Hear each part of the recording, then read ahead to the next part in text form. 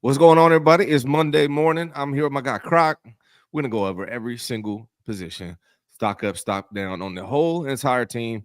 Talk about this game. Give us 17 seconds. We'll be right back. Back to throw Montana. Steps up, throws. The 49ers have won the Super Bowl. And now your host, Ryan Hensley. Ryan Hensley. What's going on, Crock, man? How you doing today, brother? I'm chilling, man. I'm feeling good. Woke up, feeling blessed. Got a good workout in. Hopped on my morning show, and now we talking some more 49ers football. Yeah, man. So this is my first show, and then after that, I'm going to be on with Grant. So a lot of 49ers stuff to talk about. Man, I was thinking about last night before I went to bed, like how is there a more entertaining team to cover as a content creator than the 49ers? Like they have everything going on, bro. Oh yeah, this is why every time we turn the TV on, they're talking about the 49ers. I think that the storylines kind of write themselves. A team that is so good, right? I mean, 4 out of the last 5 years, they've been to at least the conference championship, if not the Super Bowl. And they have so much going on, whether it was the dismissing of Jimmy Garoppolo, the whole Trey Lance fiasco, then Brock Purdy, like the Mr. Irrelevant. Like it's like the craziest things that you could think of to like put into a story for a team. The 49ers go through it. So for us, it's cool. And luckily, I think the reason why they are as relevant as they are is because they, at least these stories, they have as much success as they do. And it's one of the largest fan bases in the NFL. So you have that aspect to it as well. So it's a never-ending story with the 49ers and a lot of drama, I would say. Hell of drama. And Melvin's a Cowboys fan. He says he knows one probably, but I don't think, man, the Cowboys, at least they've had Dak for I don't know how long. So that kind of minimizes 2016, I believe. Yeah, and that minimizes the drama a little bit. I'm sure you guys have some entertaining storylines, but I feel like the Niners, man, like they got everything, like victory, failure, drama, suspense, comedy. Shit is great, man. Excuse my language. Real quick, you'll see on the bottom it says Underdog Fantasy. You can use promo code Hensley, but you could also use promo code, what is it, Crock? Crocky with a Y, CROCKY. If you guys want to place any wagers on sports, you can do that at Underdog Fantasy. Hit the link in the description. Use either promo code that you want to.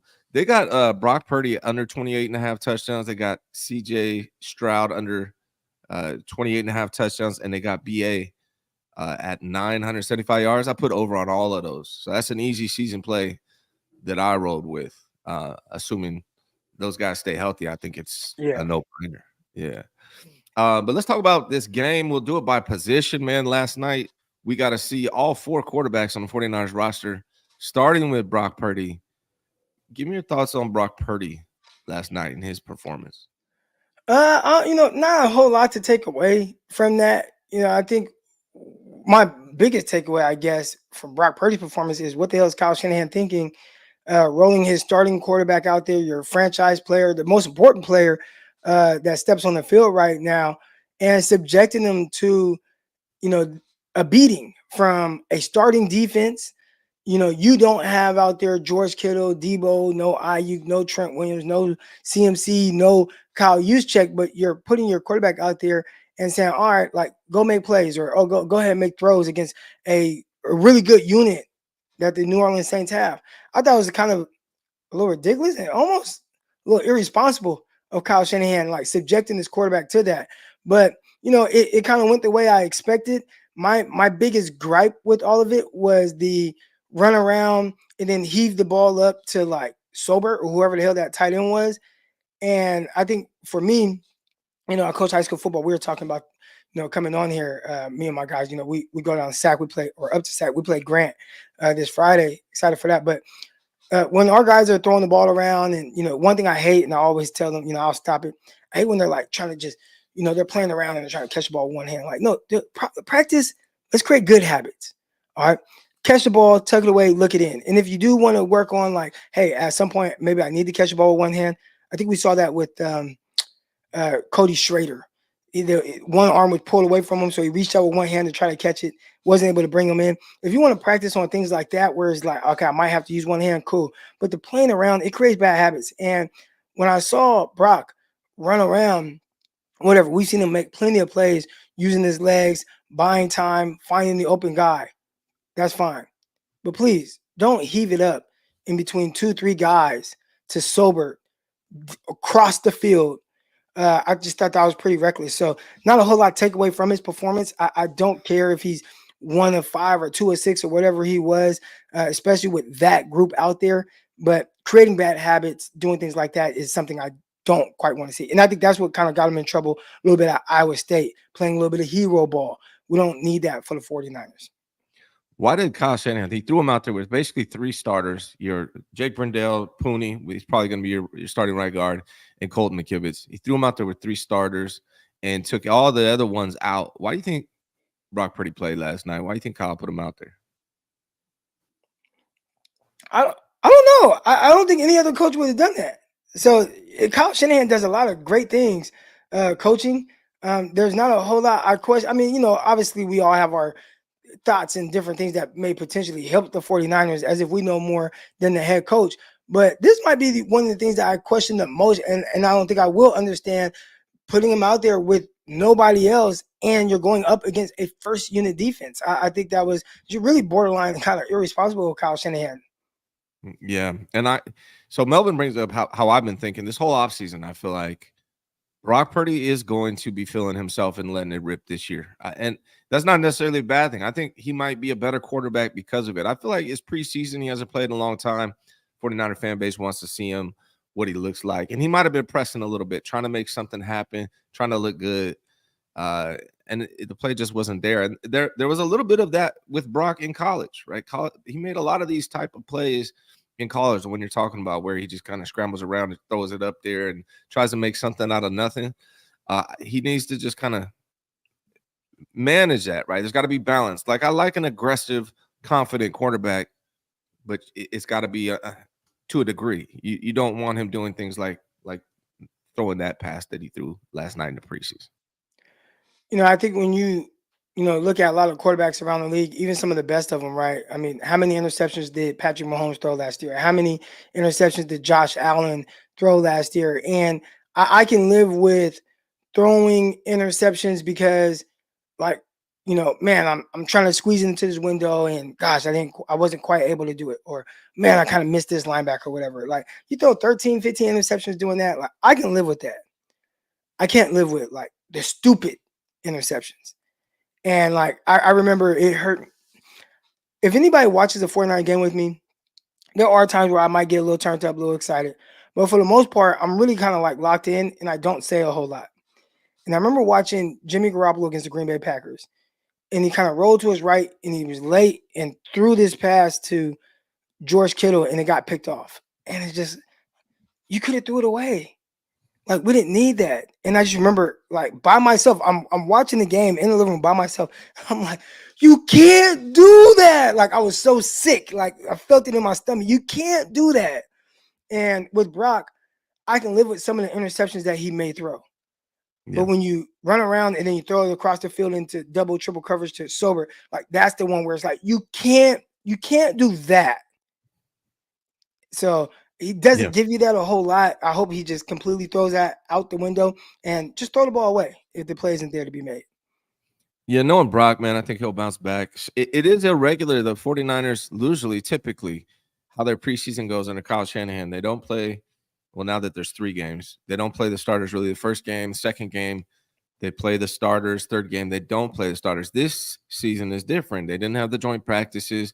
They played Brock and like 3 starters in the second game, and supposedly the starters are going to play in the third game, which is different. There's a lot of different things going on with Kyle. I'm gonna talk about that with Grant more at 11, but I want to get through these quarterbacks with you. What do you think of Josh Dobbs? Oh, I thought he was good. He came in and it looked like he had a certain command of the offense. For me, especially someone that's just looking for a backup quarterback to Brock. Do they get the offense? Do they understand it? I thought last week it felt like, man, does Brandon Allen have a little bit better grasp on the offense than the Pastronaut? That's what they're calling Dobbs right now.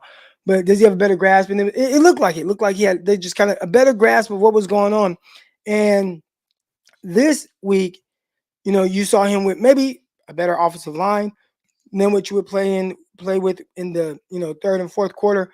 But I thought he had good command. And when he needed to make plays with his legs, he did it. When he needed to make plays with his arms, you were able to see that he got the ball out with good timing and rhythm. So I think as well as you could do going out there with that unit, he instilled a level of confidence that, hopefully Brock never goes down. But if Brock were to go down and Dobbs had to fill in for a game or two, I think most of us would, at least after the last performance, feel comfortable with that. Now, can it change going into the third preseason game? Maybe, but it was cool to kind of see him be able to do those things and show an element that he brings as a backup quarterback. Yeah, man. I think Dobbs sealed the deal on QB2 for me, because then we got to see Brandon Allen, and Brandon Allen is all right. He's like, okay, right? He's Brandon Allen. He looks like a solid QB3. That's what I got the feeling from Brandon Allen. And honestly, Tanner Mordecai, if he's fighting with anybody, it's with Brandon Allen and nobody else. What do you think of Brandon Allen and Tanner Mordecai? I think that, watching Brandon Allen, first, let's go back to me watching him in training camp practices. Thought he was good, man. Like, he was throwing the different levels of the field, looked good, looked efficient, decent arm. I watched him throw a deep ball down the left sideline. It was beautiful. And it's like, man, this is a guy that clearly has a good command. He's a legit backup quarterback, right? Like, and that's what he's been. A guy that was behind Joe Burrow for years, in Cincinnati. So, that's what he brings to the table. And I think we saw a level of that in the first preseason game, where there were a few plays or throws that he made where the receiver didn't make the play for him, but he gave guys opportunity. One was down the right sideline to Tay Martin. The other one was down the left sideline to Ronnie Bell. And guys they didn't come down with the play. But he gave them opportunities. I'm like, man, you put him out there with some starters if need be. I think that they can at least be functional. Now, again, backup quarterback for a reason. Is this a guy that will be functional for a long time? Over a stretch of 5-6 games, I don't think we want to see that. But it looked good. And then, you watch this game, you watch Dobbs, what it looked like, and it's like, man, that brings a good element to the quarterback room. And then you watch Brandon Allen, and it felt like maybe things were moving a little fast at times. Still made a throw that I felt like should have been caught, threw it down the left sideline. Good spot to Ronnie Bell. Ronnie Bell wasn't able to come down with it. But I think for the most part, whoever the 49ers go with as the QB2, if they came in for a game or so, you'd be fine with that. Definitely not guys that you want to see replace Brock Purdy for a long period of time. Like, and I guess that's the case with most starting quarterbacks in the league. But, watching Aaron Rodgers go down 4 plays into the Jets season last year, and then it's like, oh, well, Brandon Allen has to play the rest of the season. I'm not quite sure I want to see that. Yeah. I feel more confident in Brandon Allen and Josh Dobbs and even Tanner Mordecai than I probably anticipated I would. But that doesn't mean I want to see him for long periods of time. I think Josh Dobbs is a good enough backup quarterback where if he had to play 4 games, he'd probably win 2 or 3 of them. Brandon Allen, I don't feel as confident about. And if you look at these quarterbacks, Brock Purdy, Josh Dobbs, Tanner Mordecai, Brandon Allen, 3 of them got something in common. They can move, right? Brock Purdy, Dobbs, Mordecai, they can all move. Allen really can't. Although I will admit that little pump fake he got under. I don't know who was that. Who was that? Little pump fake, dipped under. That was nice. Yeah. I got to give him credit for that. Yeah. But overall, I think the Niners quarterbacks looked okay. Ironically, Brock Purdy like the worst quarterback last night, which was a surprise. I'm not saying he is the worst quarterback. Not surprising considering the circumstances. Again, going out there with all reserve players against a first-string defense. Trent Taylor's inability to create separation, especially on anything pushing slightly vertical. I'm not surprised at all that Purdy, it didn't look smooth. Where the first string defense was the first string defense out when Dobbs went in though? Nah. So Dobbs did it with the same people and against the same defense, right? Same people, but not first string defense from the Saints. All right. Thanks for the clarification. Dave Barkley says Kyle just wanted to show who Purdy is without him. See, I don't know. Like, it could be the opposite, right? This is one way to look at it. I've heard the conspiracy theories coming out already, but you could also say that Kyle wanted to show everybody what Brock Purdy could do in that situation, and maybe it just didn't rise to the occasion. I don't know. Johnny says something similar. Kyle doing that to Brock just proves that we already know Kyle's about the system above any player, including his quarterback. You buying into this stuff, Crock? Kyle, one of his coaches had said this in 2017, 2018, that the system makes the quarterback doesn't make the system. So subjecting Brock Purdy to those kind of circumstances, I don't know if that was him saying, oh, we could do whatever and it's gonna all look the same. But I do believe at its fundamental core that Kyle does believe that he's the most important person in the offense. Yeah, that part I do believe for sure. All right, man, let's talk on these other positions. Didn't see Kyle Juszczyk. Did they run a play last night? I didn't pay attention and I wasn't looking for it. Did they run a play last night with a fullback at all? And or did they just go away? Yeah, I want to say that was Brock Purdy's first completion. You had Braden Willis. He was at fullback. Yeah. So that was cool. That was actually one of my first notes that I wrote down. Willis at fullback. Let's see exactly. Braden Willis at fullback plus catch. Purdy going through progressions. So that was early, in the stint for Brock Purdy, where he dropped back. I don't remember if it was play action or not, but Braden Willis kind of worked to the flats, and you watch Brock Purdy work from his right all the way to the left, find Braden Willis, and hit him in the flats. So I think that was pretty cool, to see him, work through progressions and hit Braden Willis, and maybe some of the thoughts that they have for Willis. Now, this is a guy that did some of that at Oklahoma, and a lot of people thought he would be more of an H-back, more of that kind of Delaney Walker, a guy that can play in the backfield. Chris Cooley, play in the backfield as well as put his hand in dirt at the tight end spot. So let's jump to tight ends then, since we're talking about Willis. George Kittle obviously is the dude. And then I think it's a battle between Eric Sobert and Braden Willis for tight end 2. Maybe Willis is the receiving tight end, Sobert's more of a blocking tight end. I don't know. How do you see the tight end position playing out? How many do they keep? Who are they in your eyes? At the tight end spot? Yeah. I think they're telling us, well, Latu ain't gonna make it. I'll tell you that right now. I mean, just a guy who it comes off as lost just all confidence. There's a lack of confidence. I watched him catch a ball yesterday, and just routinely, man. I mean, we could take one of our high school kids and watch him, run a route. You throw the ball to him, he's gonna catch it, tuck it, try to get upfield, try to make something happen. And Latu, I think he's so much in his head now that I watched him catch a ball, and it was like, this is the most important thing I've ever done. Like, it didn't look routine. It didn't look natural. It was like, catch the ball, then I don't want to lose it. Let me tuck it. And instead of trying to make a move and get upfield, he kind of balled up to make sure that he didn't drop the ball. And then somehow, some way, as he got tackled, he was down, but the ball still popped loose. And I'm like, this isn't, it's not good. It's here though with Latu. Yeah. It's definitely here. And I think he had some drops last year. Then he ended up getting hurt. And then, you got some speed, the speed of the game. He clearly was going through a lot. And then, got hurt, put on IR, whatever the case is. And then this year, I go to some preseason practice and I'm just watching him still drop some passes. And this is not the Cameron Latu that we saw at Alabama. That was a very confident player, looked good, smooth, and he wasn't the most twitchiest or fastest of tight ends, but, he was a smooth guy and he's catching the rock and he's doing these things. And we just haven't seen quite that version. So, you look at some of the other guys who have an opportunity. I think right now it looks like it's going to be, you got George Kittle, of course, Sober, and Braden Willis probably. And if they go with 3, I think off the top of my head, I'm not looking at the depth chart, but it seems like it'd be those guys. Yeah, they go with 4, maybe Tongs takes Latu's spot. They might try to pop Latu. It seems like the 49ers, if you watch, they're trying to feed some dudes, right? Trying to give them an opportunity to make this team. Latu seems like one of those guys. Trent Taylor seems like another one of those guys. Ronnie Bell, Cody Schrader. All those guys seem like the Niners are trying to give them an opportunity to make this team. They're just not rising to the occasion. Yeah. Well, and that's a tough thing, right?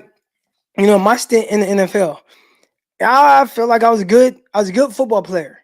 Yeah. I just wasn't quite good enough, right, to make that Jets roster. And there are some guys that you're seeing out there, and it's not that they're these terrible football players, but with the roster, the way it's constructed, you're getting some opportunities, but you're just not quite good enough to make this 49ers team. Yeah. And other guys are stepping up. And I think that's going to be the case for a guy like, Trent Taylor, who I don't think we had like these lofty expectations at Trent Taylor, but he's been given some opportunities. And I came up with the conclusion. This is a guy, first of all, he was like the number one third down slant guy in his rookie year, 2017. Yeah. And to see now, it's just like, man, he just can't make any plays. And he can't find that groove. And he looks small and he's not fast. And he's like, can he win at any area right now, of the field? So, it just comes back to, and maybe he has value as a return guy. I think that's been his value over anything. But even right now, it doesn't look like he has quite the explosiveness, but maybe they value sure hands. I think it's going to be a tough opportunity for him, or a tough time for him making the squad. Yeah, just valuing sure hands is not enough for me, man. You got to be able to find someone that has sure hands and actually has a little bit dynamic athleticism. Let me talk to you about running back real quick, man. Christian McCaffrey, obviously, he's injured. He's going to be RB1. Jordan Mason, slight injury. I don't know what it was, but he's going to be probably RB2, maybe. Honestly, I think Jordan Mason surpasses Elijah Mitchell, who's also injured like usual. And then after that, it's between Cody Schrader, Matt Breida, Patrick Taylor's injured. Keyshawn Vaughn actually looked better than Schrader. Matt Breida looked really good last night. I think Matt Breida is Vaughn looked a little like he had a little burst to him, huh? Yeah, he did. I wanted to see more. He only got 2 carries at 12 yards, 6 yards a carry. I wanted to see more. Cody Schrader, like we talked about, he's one of those guys that are force feeding a little bit. 21 carries. He has 12 carries, 21 yards, 1.75 yards per carry. That's not good. That's not good. Cody Schrader right now, to me, there's a lot of hype on him coming out of training camp. To me, he looks like what he is, which is an undrafted free agent. I don't see it in Cody Schrader. I'd rather have Matt Breida. I'd rather have Keyshawn Vaughn. Real quick, I see Jeremy in the chat, and he says the number one slant guy on third downs only in situational football. Crock, I didn't. What I was saying was there was some value to him. That's what I was saying. Like, not that he was like oh man, that's the guy third down. Every team wants to go to Trent Taylor, but it was like like he carved out a role. Hey man, Jimmy, on third downs, you can find me, and he got 13 out of 13 of them that year, right? So it's just like there was just some value to him running slants on third down. Not to say he was like the best slant runner in the NFL or anything like that. So definitely wanted to clarify that. But as far as the running back position goes, I mean, Garindo is the guy that would love to see. What does it look like with him in the backfield? And I'm bummed that we may not get to see him in the preseason at all.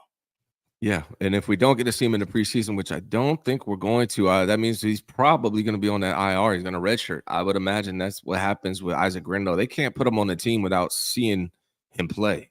So I don't think they're going to be able to see him play. He's probably a redshirt type dude, like Latu. We'll see him next year, I think, to answer Pop's 79 question as well. Let's talk receiver, dog.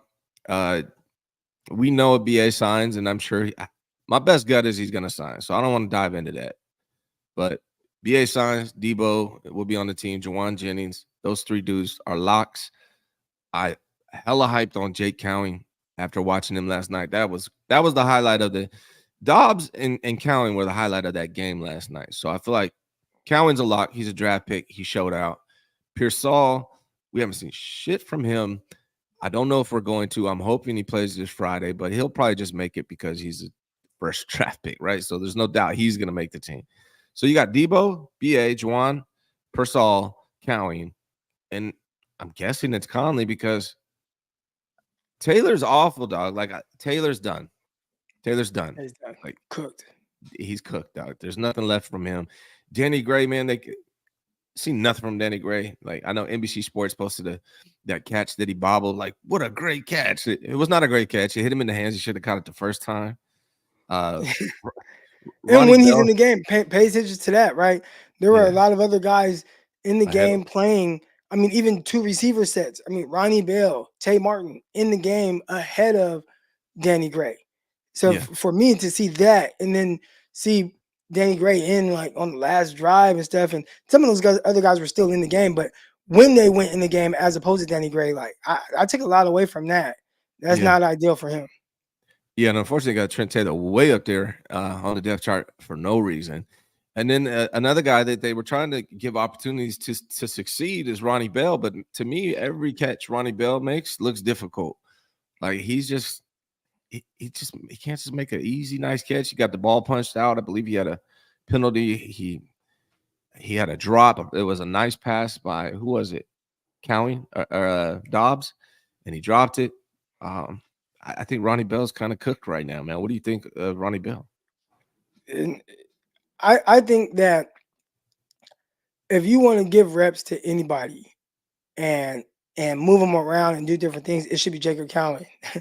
Like the 49ers have potentially again Brandon Ayuk out there. You have a legit group of guys. Ayuk, Debo. You drafted a rookie receiver first round, so he's going to be out there. Juwan Jennings. And now I think it should be Jacob Cowan. And if you're going to keep 6, then it has to be Chris Conley. Yeah, and I think it's that simple.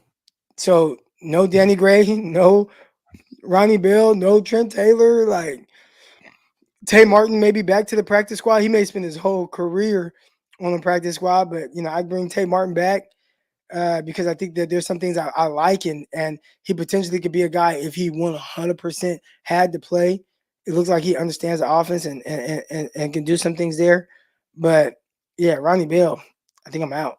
And the tough thing for other people, let's say like a Tay Martin, Ronnie Bell does have special teams value to him. So that could be something that they lean towards over maybe some of the other guys. We're not even talking about. I didn't even think about until just now because I'm looking at it. Robbie Chosen, man, we didn't get to see him at all. The 49ers just signed him. Do you think he has a chance to make the team at all? You know what? I forgot too. I wonder why he wasn't out there. He has been practicing with the 49ers. Matter of fact, I was at training camp practice when he was doing his workout, and I'm like, I know that build. Yeah. I know the way that guy walks. Is that? Yeah, he got short Robbie? legs, long body. You know, is that? I'm like, is that Robbie Anderson? Robbie Chosen? Yeah. And you've been seeing him, and they posted clips to social media. You see him running around, running routes. He looks smooth. I'm a little surprised that he didn't get any reps in the game. Maybe Friday. They're talking about Kyle's talking about Friday. They're going to play some of these dudes. So I really think for that 6th spot, it's between Robbie Chosen and Chris Conley. I think the other 5 are locks, assuming BA makes the team. What did you see from the offensive line? No Trent Williams, Aaron Banks, broken finger, out with surgery. We had Jake Brendel out there. Dom Pooney was starting right guard, and Colton McKivitz at right tackle. Colton McKivitz was trash, man. Before I get your take, I'm tired of Colton McKivitz, dude. He's not good, man. He is not good. The Niners are tripping for not replacing Colton McKivitz this year. They had an opportunity right now. If you're a 49, now again, when I say this isn't a like revisionist history. Like this isn't what do they call it when you kind of go back and you want to change something? Yeah, revisionist history. Yeah, like people were saying this at the time. Draft Kingsley Suamataia. All right, like draft him. He can play tackle for you. And like that second round, if you have to move up a little bit because he's kind of like you see him there, then move up and grab him. Move up a few spots. Well, 49ers didn't, and they allowed the Kansas City Chiefs to draft him. And now it looks like he's going to start for the Kansas City Chiefs. And I will take the potential of Suamataia starting and obviously not knowing how great of a starter he is going to be, but the potential and the upside of it over what we know McKivitz is right now. Bro, DeJuan Jones was available instead of Cam Latu the year before. And they got Cam Latu, right? So I don't know. It's been talked about a lot. Colton McKivitz is going to be a big worry for me this year. Jake Brendel didn't look good. They could have got Jackson Power Johnson, had a replacement for him. I'm not pumped. What I am excited about, though, Dominic Pooney. He looks good, man. I think they made an upgrade there. I don't know what happened to Feliciano, man. He's supposed to be on the team. I haven't seen nothing from him. I know he's hurt, but, I don't know. Is Feliciano going to be as good? Is Burford has surgery on his hand? This line, man, if the 49ers have a downfall this season, it's going to be the one that I predicted coming into the draft, inside defensive tackle and offensive line. That's what it looks like to me. I'll say this. I think around the league, a lot of teams are struggling to be very confident with their offensive line. So I don't think it's, just, oh man, this is just something that's biting the 49ers. There's probably like, few teams in the field are like, oh yeah, we're like, man, we have a good offensive line. It is the strength of our team. Yeah. So teams are all trying to find good offensive linemen. But looking at the 49ers, they didn't want to force things. They didn't want to, they were able to essentially bring back their starting offensive line from a year ago when you throw in Feliciano in there. So I understood the mindset of it. And then, hey, can we grab guys that we feel like fit? Maybe a Dominique Pooney or somebody that fits what we like to do and what that looks like. And we've seen Pooney kind of forge his way into potentially being a starter. But it is tough when you have a guy like, McKivitz. And I just remember saying, like, maybe the 49ers don't think he's that bad. But everything that he's shown us is, I guess, serviceable, but definitely someone that you should be in a rush to replace. Yeah, man, he gave up a sack or at least a pressure last night, and then he had a hold, a penalty again, like he did the previous. He's had 2 penalties in 2 weeks. He's given up pressures. I don't get the McKivitz experience. Let's talk defense. Give me 17 seconds. I'm gonna run this commercial. We'll be right back with Crock talking defense. Hensley Real Estate and Mortgage has been serving all of California since 2009. I would love to help you and your family. Whether you're buying, selling, financing, or refinancing, please reach out. I'd love to help. Visit RyanGHensley.com for more information. All right, boss.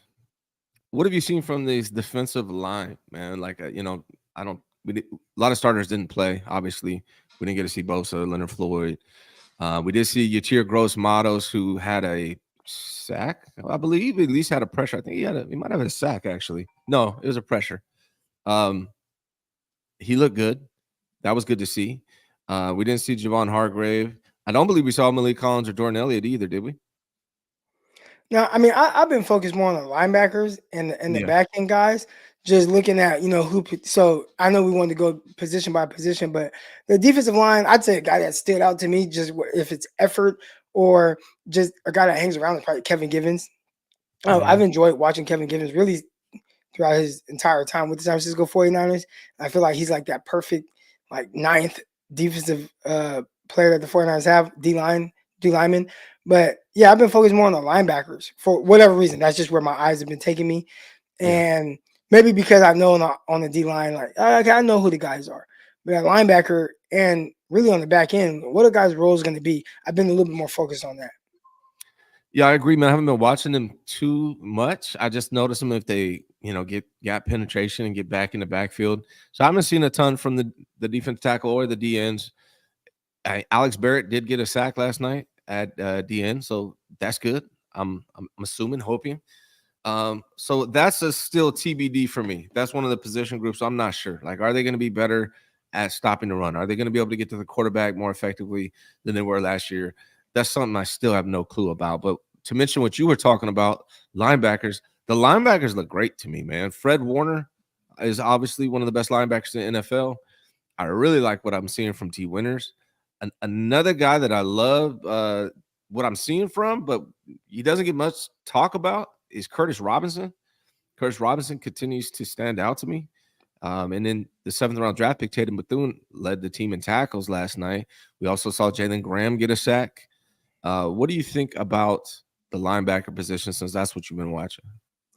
Oh, man, Robinson has been very impressive. And I watched him last week, and I thought he was playing well. But I'm like, this guy is on 36. Like, how much, like, how serious should I take this? And, okay, he's doing well. Then he turns around this week and he's like, nah, Crock, like, you're tripping. Like, I can play football. And I think there's areas of improvement for some of these other guys, especially like in coverage, like a D Winters or like a Jalen Graham. But Curtis Robinson seems to be the most well-rounded guys. I think the other backers maybe a little bit more physical, being able to kind of come downhill consistently, and there's a little bit more pop there. But Robinson's able to do that, as well as kind of combined with some like back-end ability to cover guys. So I've been thoroughly impressed with Robinson, a guy who, I don't think we came into the preseason expecting like that to be someone that we talk about, but I think seeing where he's at, right, like where in the sense of the depth chart, he's in there starting next to D Winters, he's in there starting next to Jalen Graham. I think this is a guy that they really like what he's brought to the table, and I'm curious to know, like, okay, what does this mean for maybe a guy like Demetrius Flanagan-Fowles, who we haven't seen much of. Devondre Campbell, I believe he played last night. How are you feeling about Devondre? That's the big linebacker free agent signing of the offseason was Devondre Campbell. Are you feeling him, or you rather go with one of these younger dudes? I saw him, get in on a tackle or so yesterday.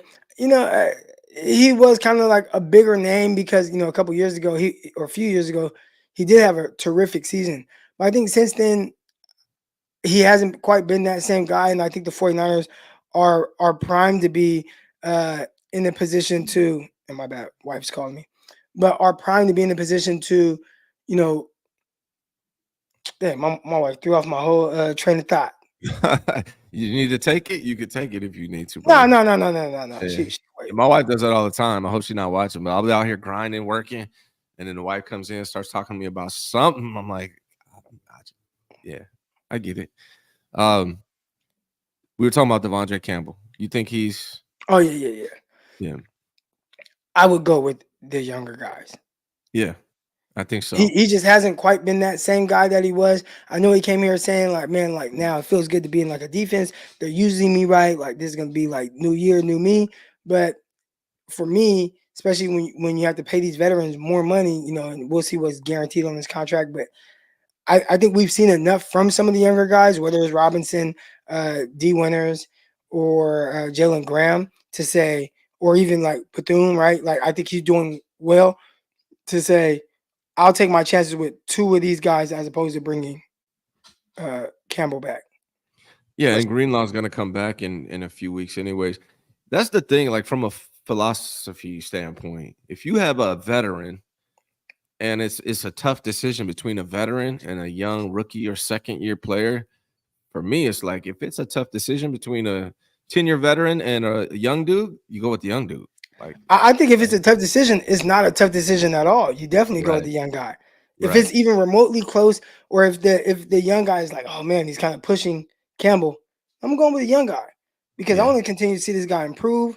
I want to continue to get him those reps, and from a team building, roster building standpoint, it's cheap. It's cheaper, Yeah. So I would definitely go with the younger guy. And that means that their floor is the vet's ceiling. Right, because the vet's probably already at a ceiling, and these young dudes are on their floor. So, yeah, I think I'm hopeful. And then, like, to bring him up, Demetrius Flanagan-Fowles, he's kind of been the Dante Johnson of the linebacker position for the 49ers for a while. He's a good special teamer. But, I mean, is it time to just move on from Demetrius Flanagan-Fowles and Devondre Campbell and roll with these young dudes, Jalen Graham, Curtis Robinson, Tatum Bethune, D Winters? I think those guys are making the case for it. I'd hate to just see, a guy like Flanagan-Fowles. He's, been really good on special team. And that's the part that I think most people don't take into consideration. We're watching Robinson. We're watching D Winters. We're watching Jalen Graham. And it's like, man, they're looking good, they're doing some good things at linebacker. And the 49ers might say, well, we don't need you guys really to play linebacker. Definitely not all of you guys. Like, we have Fred Warner. We have Dre Greenlaw when he comes back. And maybe there's another guy that fills in. Let's say D Winter steps up or whatever the case is. But after that, it's what do you do? What do you bring to the table with special teams? Like, special teams coaches, they get to kind of have a couple of their guys. Yeah. So when you see a guy like Flanagan-Fowles and he's been able to hang on to a roster spot with the 49ers, I bet you can attribute that to whatever value he brings special teams. So maybe he isn't the greatest downhill run stuffing backer. Maybe he isn't the greatest linebacker in coverage. But I bet on special teams, he brings so much value that, hey, he does this good. He blocks. He's on this unit. And all we see is him do things very well. It's almost like Slater. I think that's his name for the New England Patriots. That is like, he's a receiver. He wears number 19 or whatever number he wore, but you never see him run a route ever. Like, I've never seen him at receiver. Literally, not even in preseason. Like he's just a special teams gunner, a special teams demon, and that's the value he brings. So maybe Flanagan Fowles is that guy for the 49ers. Yeah, speaking of special, before I go into this, talk about jersey switch. Counting to me, you need to go from 83 to like a 1 through 19 type number. Like small dude, you know what I'm saying? It just looks better to me than the 83.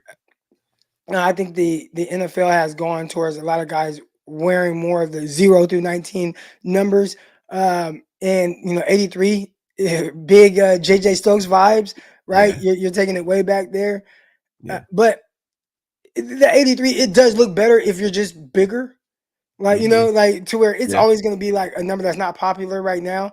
But if you're bigger, you can pull it off. When you're just this little guy, 83 is just drastically worse. So hey, maybe we'll see what happens with McLeod or Robbie Chosen Anderson. But if he makes his 53, he might have a chance at number 6, number 7. Hey, if Mordecai doesn't make it, maybe number 4. I think those numbers should be available.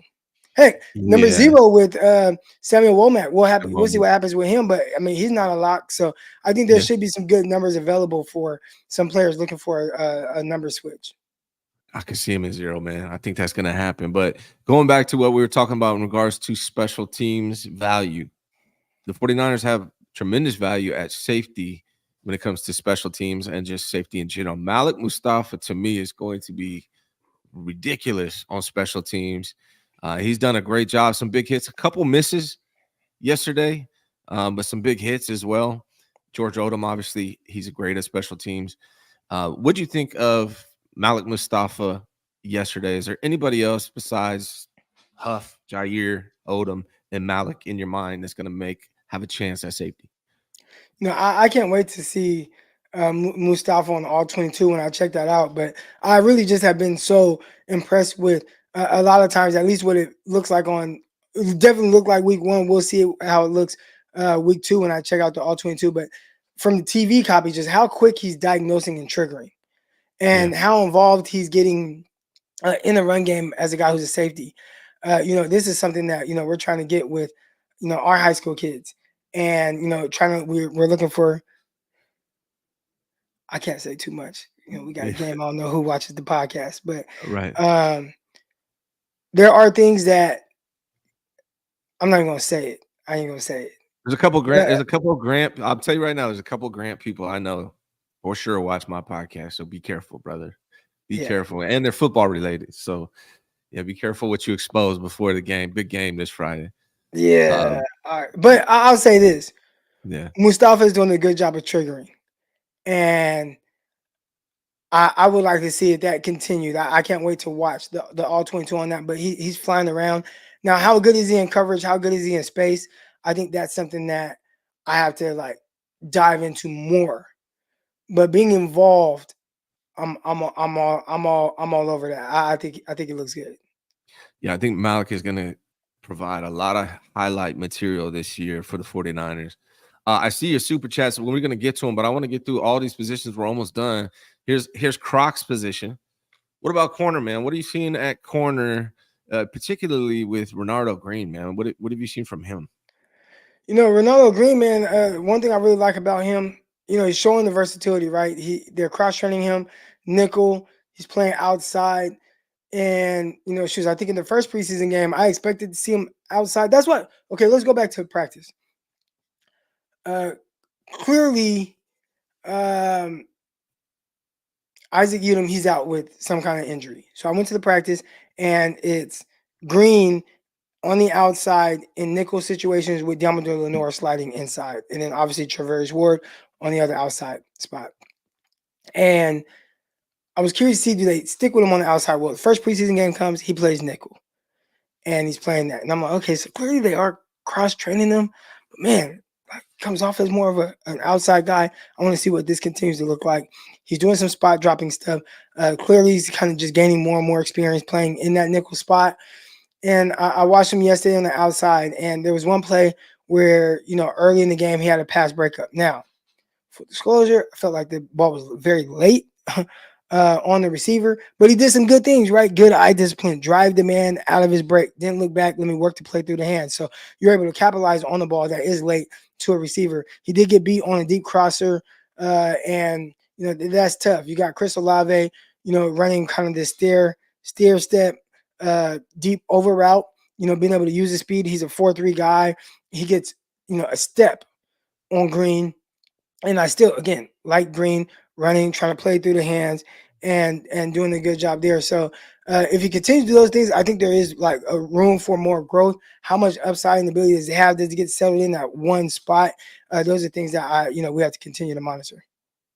If everyone's healthy, Travarius, Gmo, obviously. Do you have Isaac or Green? Yeadham or Green? Who's the number 3 in your eyes right now? I think everything the 49ers are telling you is Yeadham until Green does enough to really take the spot away. Now, has he done enough, right? We talk about guys getting opportunities. Trent Taylor, maybe not taking advantage of his opportunity to take that next step. But then you have a guy like Jacob Cowan. I feel like he really did a good job of taking advantage of his opportunity and doing a really good job of making sure that, hey, I got to be on the field. Is Green doing something that's saying you have to put him in over Yeadham? I'm not quite sure I've seen that yet. I've seen some solid stuff, seen some good stuff, but has anything been to where it's like, oh, he's got to be on the field? Not quite sure. So maybe in practice he's done some things. I haven't quite seen that in the game yet. What about the rest of these dudes, man? Darrell Luter seemed like he had some good moments. Sam Womack actually had 4 tackles last night, which was good. What about Rock Ya-Sin, Chase Lucas? What are you seeing from those dudes? Do they have a chance to make this team? Rock Ya-Sin, Luter, Womack, Lucas? I think they're giving Rock Ya-Sin like a lot of reps. I think he is someone that they probably expect to maybe be able to let go. Just seeing how many reps, like he's been like the first guy out there. He's playing. But I think it's just how comfortable can we get with him? How comfortable can we get with him doing what we want to do and him getting comfortable with that? And then, okay, if we let him go, let's bring him back on the practice squad, and then he can be a guy that kind of yo-yos between the active roster and P squad. That's what it feels like with Rock Ya-Sin to me. Mm-hmm. What about Luter, man? He seemed to have a good night there. A little up and down. He's kind of just out there, just kind of playing a little bit. I know he had the game-winning or game-sealing pass breakup, but he was in big-time panic mode on that play. So the way the cornerback position works, you have guys that you really win a lot of your reps at the line of scrimmage. And he was kind of beat off the line. Guy had about a step and a half on him, and from that moment, you kind of want to get into a position of potentially getting in phase. If you can't get in phase, you want to play through the hands. So he was kind of like in this chase mode where his clock was sped up. He's trying to work to the hands. And in the process, he kind of just like had his head down and was like, oh. And I'm like, man, I'm glad they didn't throw a flag. But, those are the type of things right there where I feel like he's just kind of out there. And I haven't seen anything that really truly jumped out about Luter the way I felt like we would see. At some point, it felt like they were like going to pick on him. Like they were throwing at him. So I don't think he's like terrible or anything like that, but has he done anything to like make the squad? I would say no right now. Same for Womack, would you say? I mean, he had 4 tackles. He had a big hit, but that was the quarterback didn't do him any favors. Out in the flat, kind of locked it up there, gave Womack plenty of time to come up and make that hit. But other than that, have you seen anything from Womack, man?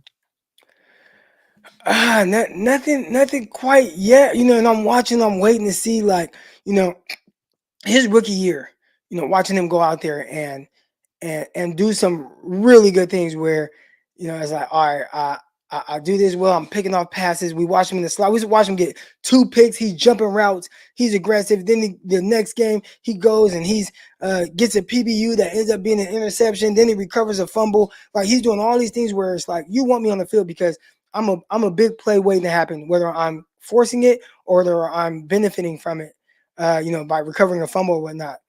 And he started the first 2 games his rookie year. He got benched, and since then, it feels like he's trying to like find his way. And I was listening to Diamador Lenore on the Richard Sherman podcast, and Lenore was talking about how he was kind of in this like slump, and he felt like his job was on the line. Man, I need a big preseason, and they had this joint practice against the Vikings, and how going up against Justin Jefferson is just like, I know Kyle's watching. Like, this is how I'm going to make the team. I'm just going to go at this full go. I'm going to attack him. I want to follow him. I want to go up against him in one-on-ones, and he did a good job, and that helped him. Like, it helped him mentally. It helped him, like, obviously make the squad where he felt like his spot might have been in danger. I think Womack needs that. Like, he needs that type of sense of urgency. Like, Yeah. I need to go up against whoever this best receiver is. I need to attack him. I need to show the value and benefits of having me on his roster. And I'm not sure he's quite done that yet throughout this offseason. It seems like he's headed to the practice squad. Well, we got some super chats. Before we get there, though, we got to talk special teams, man. Can't leave these guys out. Moody missed a kick, but there seemed to be a lot of pressure up the middle, so I'm not really putting that on him too much. But I wanted to talk to you about Presley Harvin stepping in for an injured Mitch Wisnowski. Presley was pinning him back, man. He was one of the players of the game last night, to be honest, man. I'm surprised Pittsburgh cut Presley Harvin, man. What do you think about him? To me, it seems like he's earned a job somewhere, depending on where Mitch Wisnowski's health falls in line. I don't know if it's going to be here, but somewhere. What do you think about Presley's last night? You know, I think with Presley Harvin, and we'll say the Cowboys kicker as well, because he was undrafted, to see just how good they did, right? Yeah. Like, the Cowboys kicker, terrific as a rookie. Him and Moody, both rookies, one undrafted, one drafted in the third round.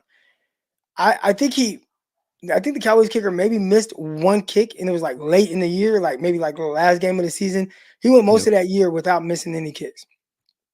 Then you watch him in the preseason, you watch him boom a 66-yard field goal, like in game, not warm-ups, not practice, in the game, 66-yard kick. And then you watch this Harvin guy, and remember, Wisnowski was a guy who was drafted 4th round by this regime. And you watch Harvin, and you just watch him pinning, just looking really good. And I think with kickers and punters, I don't know if there's enough separation between the good and like average to be spending like big capital on guys. No, I agree. And you would think at some point teams would catch on to that. Yeah. And they continue to do it. But I thought he was terrific. When you're in this position as Harvin, you are not just competing for potentially a spot on the team you're on. Maybe he understands that Wisnowski, once he's back, like, it's his job. But all other 31 teams are potentially watching. Yeah. And you want to do whatever to potentially be like the guy that gets that phone call when cuts are made. So I thought he did a terrific job. I don't know what better he can do from what he's done for the 49ers so far, but he's looked damn good. Yeah, I think you're right, man. Harvin and then the Cowboys kicker, I can't remember his name. They prove that they are proving you should not be spending draft capital on kickers, especially way up there like that. Corey Soda says, what concerns me about Purdy is anytime he's tried to show out, he collapses, i.e. the Ravens game, MVP race, and Iowa. He doesn't have that type of talent. What's your response, Crock? I think he's shown the talent of the show out plays, and he's made those plays. I just would like to say, don't do the too low risk. The low risk, the high risk, low reward. Like, it's preseason, running around, throw it across the field to sober. Like, don't do that. But as far as like collapsing, I wouldn't say that. I again, maybe okay, put too much, try to show out, whatever. But when he has the guys out there, we know he's one of the most, if not the most efficient quarterback in the NFL. So that I go off of that more than whatever happened in the preseason game where he has nobody out there with him. Yeah, he's really got to balance that playmaking instinct that he has with just running the offense and stick with that. I don't want him to be a robot, and I don't want him to feel inhibited and not free. So I want him to be able to make those plays, but just don't go crazy with it. Find that balance. Brother Bob says, morning, I like Curtis Robinson and fighting Marco about it. Yeah, man. Robinson looks good to me, man. And he brings up another one that says Graham had a so-so day. Watch the All-22. Graham is another guy kind of like, what's his name? Schrader, where you heard a lot about him coming out of camp, the last 2 camps. And then when you watch him in the game, I don't really see it. Now, Graham did have a good game yesterday. That was the best game I've ever seen from Graham in the preseason was yesterday. And I'll watch the All-22 just to make you happy, Brother Bob. But I do like Robinson a lot better than Graham so far. Would you agree? I think Robinson has looked really good. Yeah. Yeah. Well, make sure if you guys have not yet, I'm sure you have. If you have subscribed to my show, I'm sure you subscribe to Crock. But if you're not yet, Crock goes live every morning at 8 a.m., I believe. I've been going right now in the offseason. I'm going 3 times a week, Monday, Wednesday, Friday. Then once season comes in, there's a lot more storylines. I'll probably end up going, 4 days a week at least. And you go at 8 a.m., right? PDT? Yeah, 8 a.m. So good. Look, you can go watch Crock 8 a.m. and then 9 a.m. comes. You come watch the Ryan G. Hensley show, man. I would appreciate that. Crock, man, good to link back up with you, man. Every Monday, Crock and I will be doing this. Make sure you subscribe to both channels. Hit the like button on both channels. I'll be live with Grant on his channel at 11 a.m. So make sure you guys tune in. Crock, anything else you want to get off? That's good, man. Hey, man, hit that like button. Hit the subscribe button. Yeah.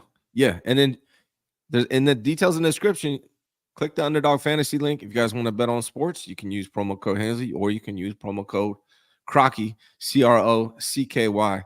Crock, man, appreciate you, brother. Yes, sir. Thank you so much for watching the Ryan G. Hensley Show. Your support is greatly appreciated. Please visit RyanGHensley.com to learn more about me and all of my businesses. Whether it's real estate, credit repair, solar, whatever it is, you can find out more about me on that website. Hit that like button, subscribe, and turn on your notifications so you know when we